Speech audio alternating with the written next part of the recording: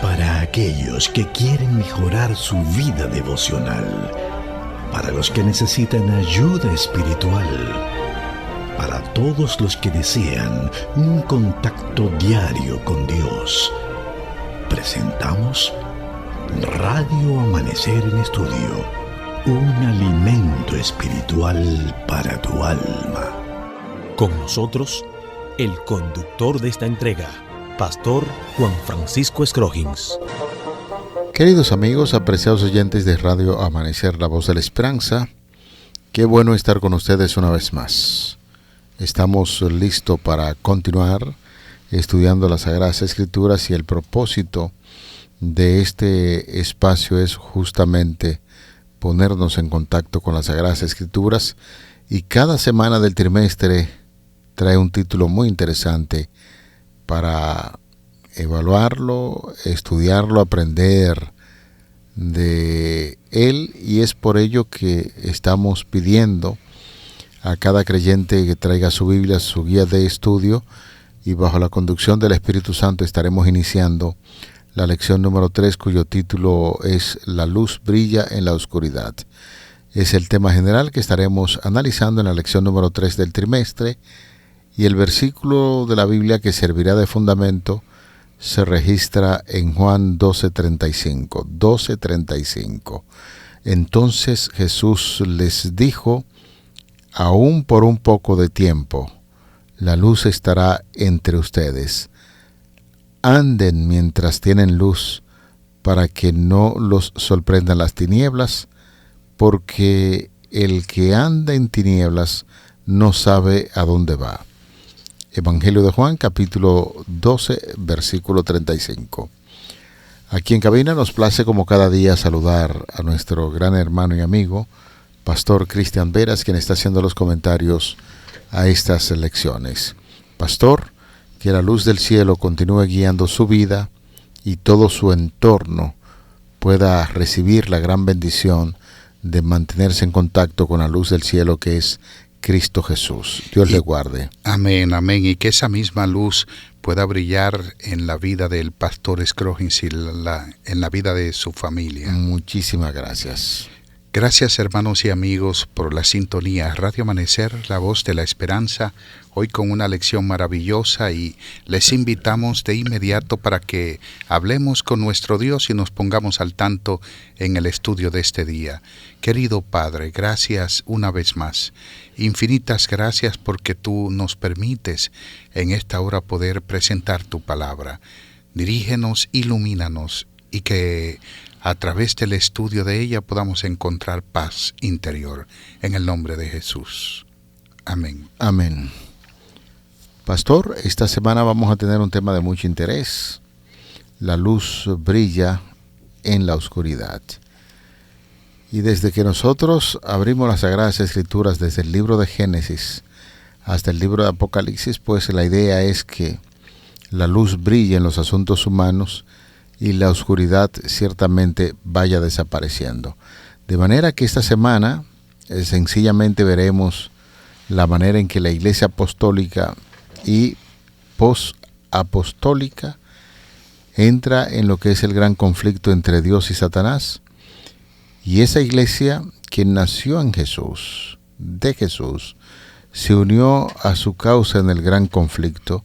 Sin embargo, pronto enfrentaría la misma tentación de Adán y Eva, dudar de la palabra de Jesús, de Dios, y desear una concesión entre la autoridad de sus mandamientos y las doctrinas engañosas de Satanás. Así es que esto nos sirve de referencia para decir que hay un contraste entre la luz y la oscuridad, y donde la luz resplandece, la oscuridad tiene que desaparecer. Y vamos a notar esto en esta semana, conforme a lo que estemos estudiando los diferentes temas que veremos durante estos próximos días. Así es que iniciamos este tema de tanta importancia, ya como habíamos dicho al principio, la luz brilla en la oscuridad. Así es. Una vez le preguntaron a Santo Tomás de Aquino qué es la luz, y él respondió: la ausencia de las tinieblas. En el mismo comienzo primigenio de la creación, Dios dijo sea la luz y fue la luz. Pero como podemos notar, hubo luz durante los primeros 3 días de la creación, pero las lumbreras fueron creadas en el 4º día. De manera que la luz que iluminó el mundo durante los primeros 3 días de la creación pareciera ser que es la misma presencia de Dios. Eso vuelve y se repite en el libro de Apocalipsis en el contexto de la nueva creación. Uh-huh. Juan dice que no hay necesidad de sol ni de luna en la tierra nueva, y entonces explica por qué no la hay. Dice que Dios está en medio de ella para alumbrarla.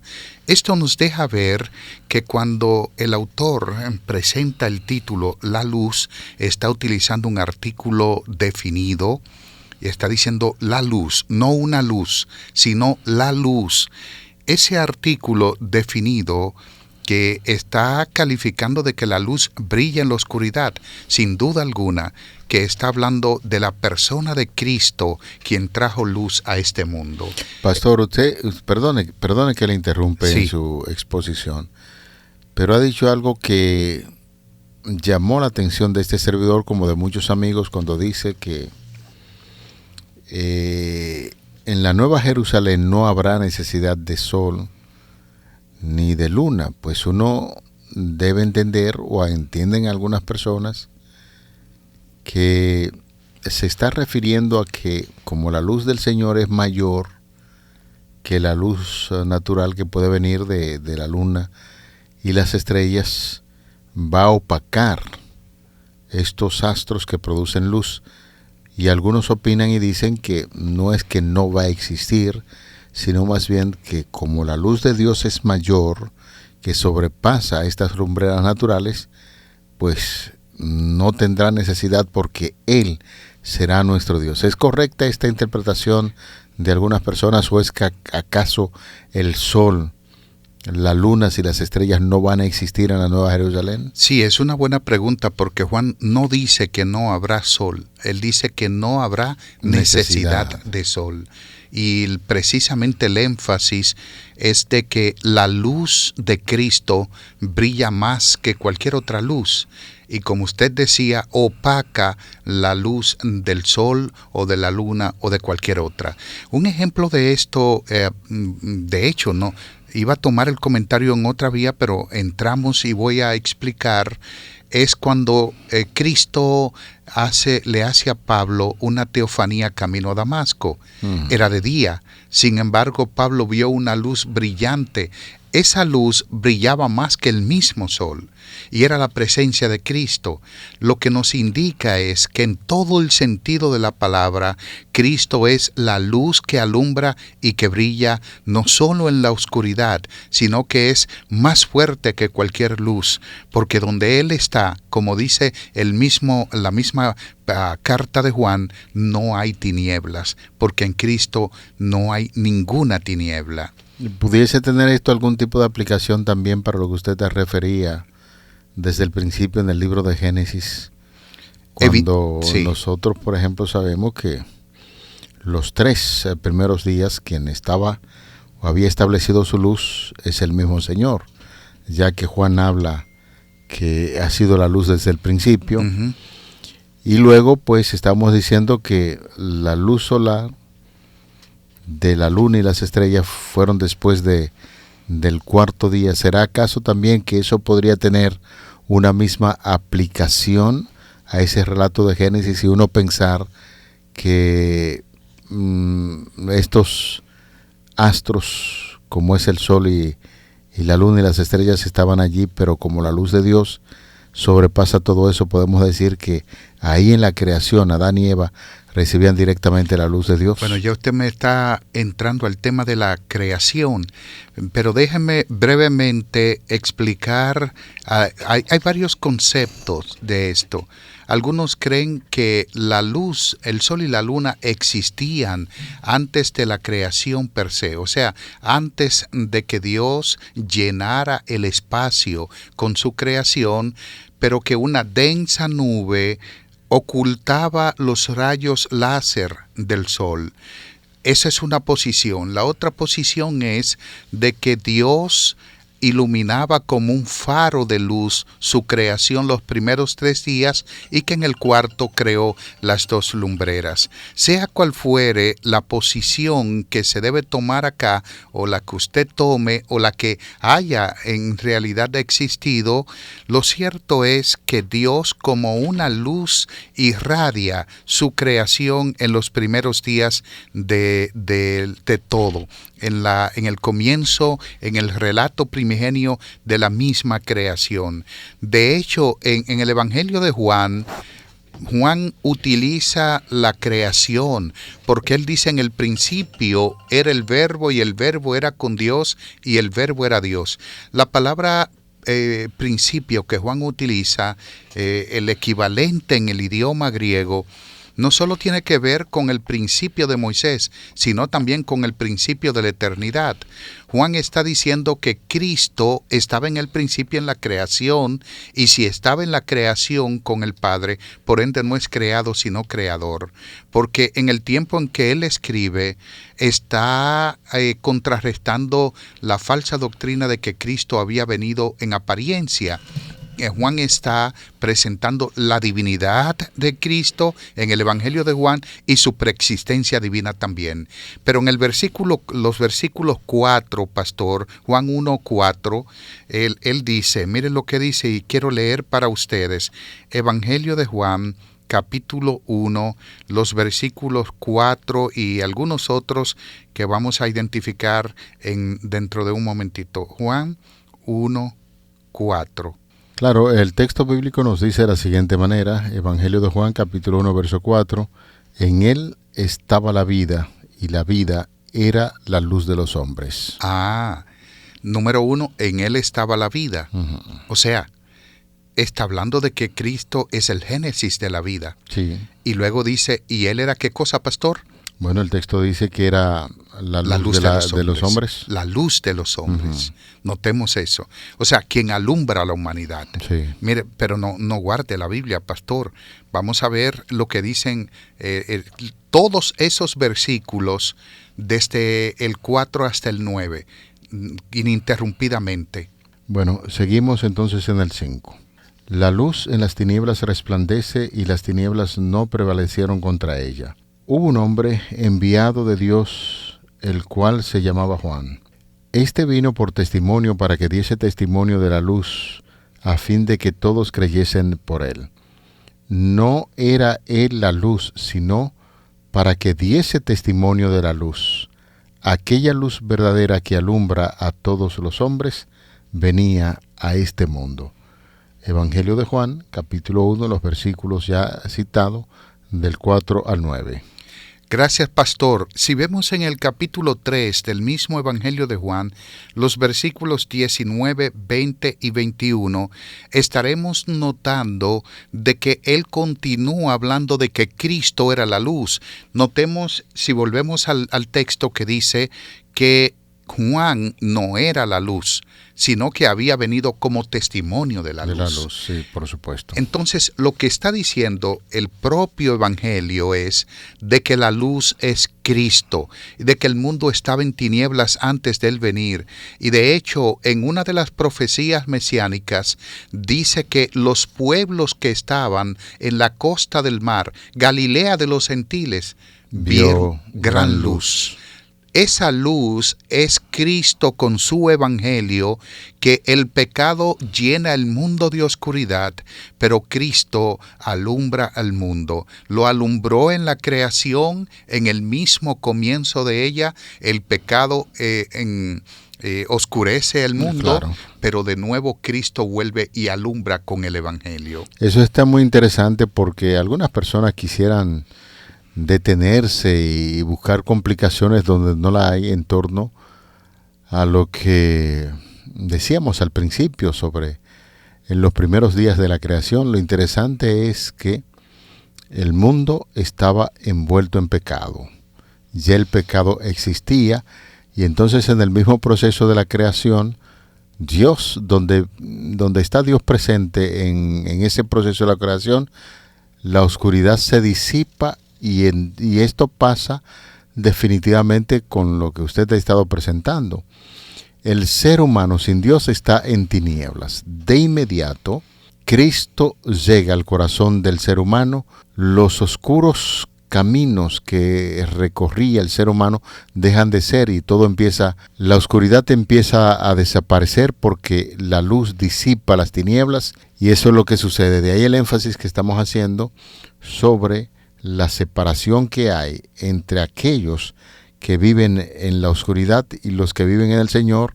El Señor Jesucristo es la luz de este mundo. Claro, está haciendo el énfasis la palabra de Dios.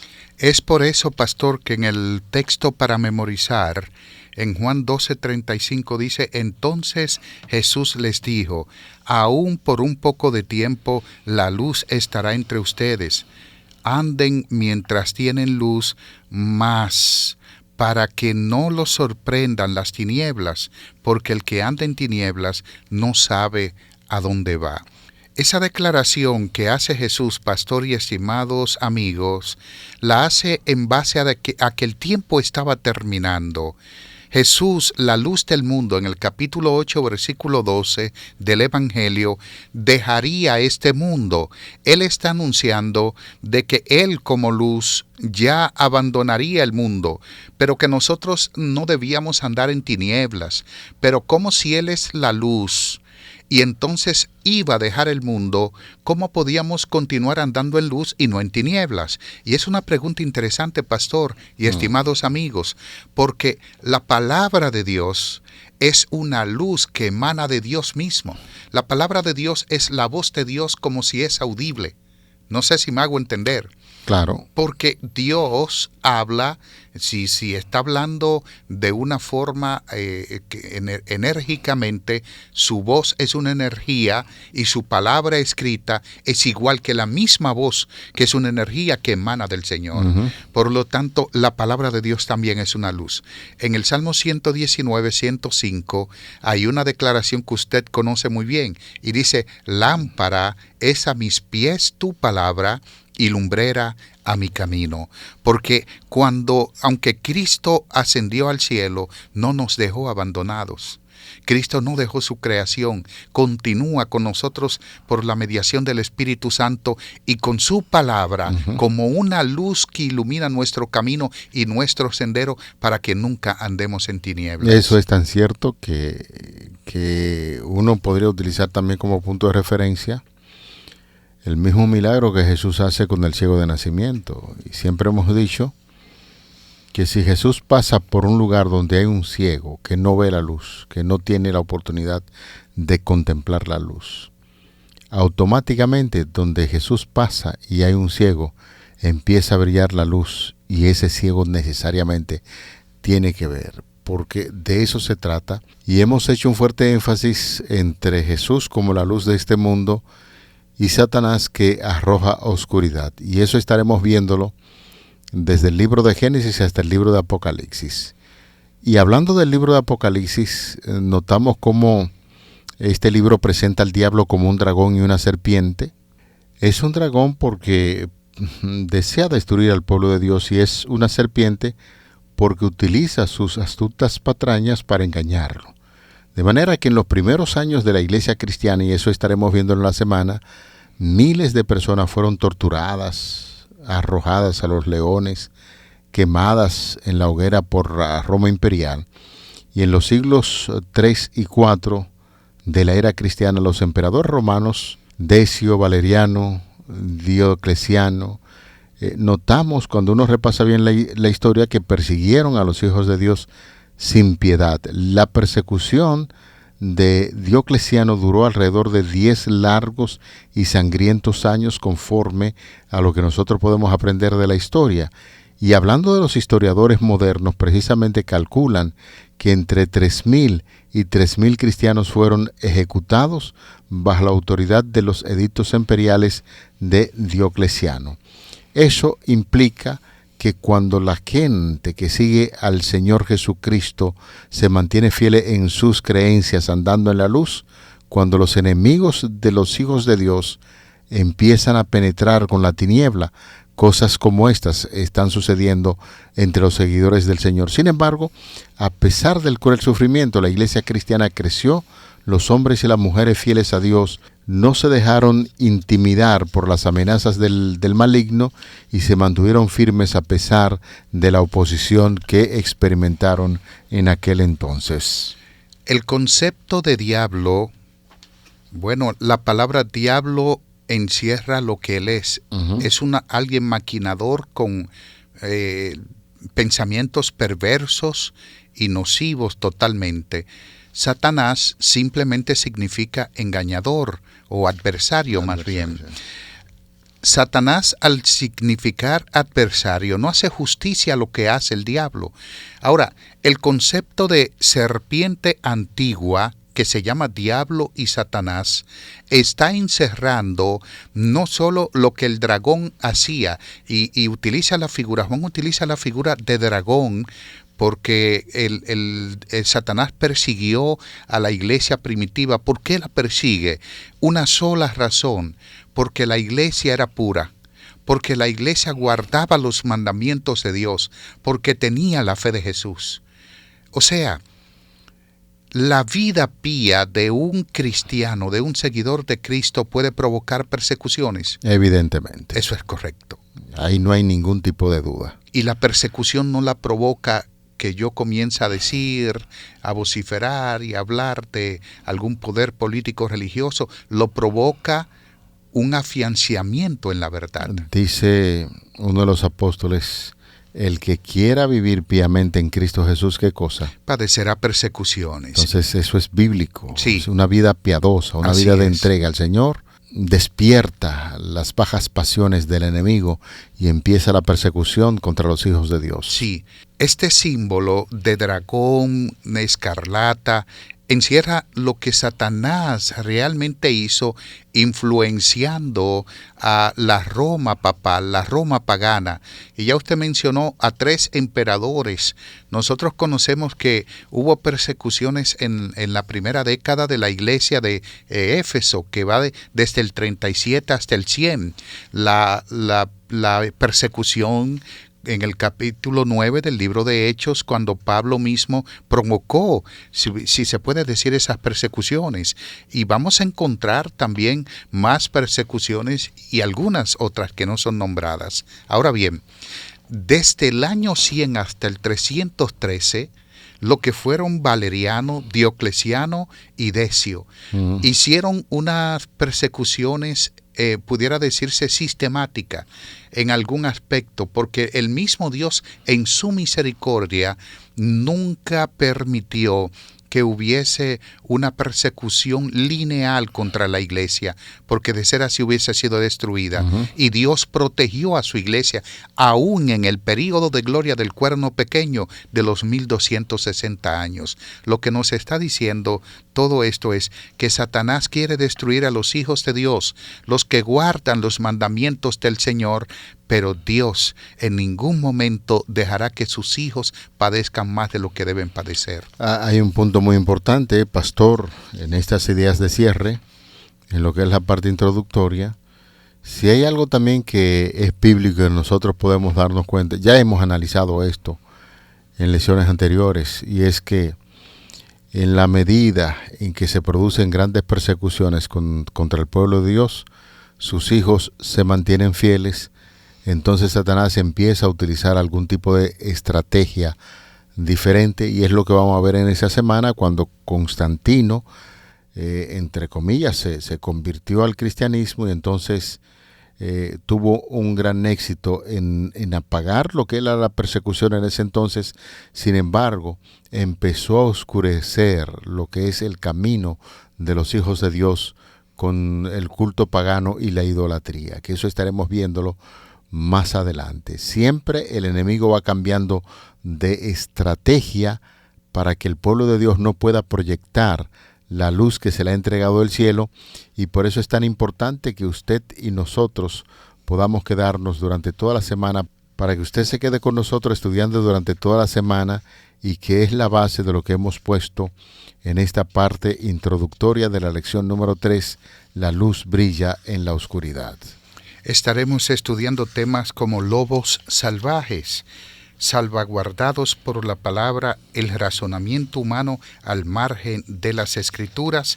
También estaremos estudiando batalla por la mente y, por supuesto, otros temas de mucho interés para ustedes. Así que desde ya tienen una cita con nosotros para estudiar durante toda la semana. Vamos a invitar a la población para que juntos demos gracias a Dios en oración.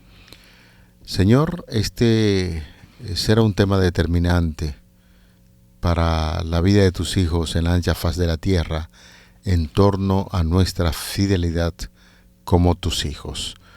Por eso te pedimos que tu santa y bendita palabra alumbre siempre nuestro caminar en esta tierra y que interiormente podamos asimilar estos grandes temas para proyectar la verdad que tú requieres de tus hijos en este tiempo. Favores que pedimos en el nombre de Jesús. Amén. Amén. Amén. Para aquellos que quieren mejorar su vida devocional, para los que necesitan ayuda espiritual, para todos los que desean un contacto diario con Dios, hemos presentado Radio Amanecer en Estudio, un alimento espiritual para tu alma.